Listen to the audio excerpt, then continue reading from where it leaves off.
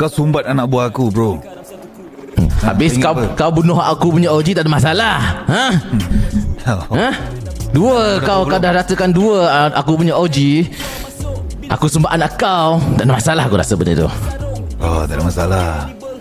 Semua sebab kenapa aku bunuh OG kau tu. Terus sekarang kau nak declare war dengan aku. Hai, declare war aku tak ada masalah. Aku bukan declare war dengan kau. Aku akan cari Samju tu sekali di Pablo. Engkau punya anak buah kan? Samju dengan kau aku akan end sampai mati. Di Pablo. Datang aku nak tengok. Boleh tak kau hadap aku? Tak boleh hadap. Nah, aku sekarang dah hadap depan kau ni di Pablo. Apa yang kau boleh buat? Tak boleh buat. Ramai macam mana? Ramai boleh 2-3 ogah ke Allah? Sama juga buka baju berdiri belakang tengok. Yang mana tak sorong baju tu, jaga-jaga ha. Satu-satu aku aim. Cuba.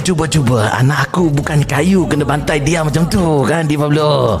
Kau ingat anak-anak aku ni macam anak kau kena aku sumbat dalam Sungai Buloh tu ke?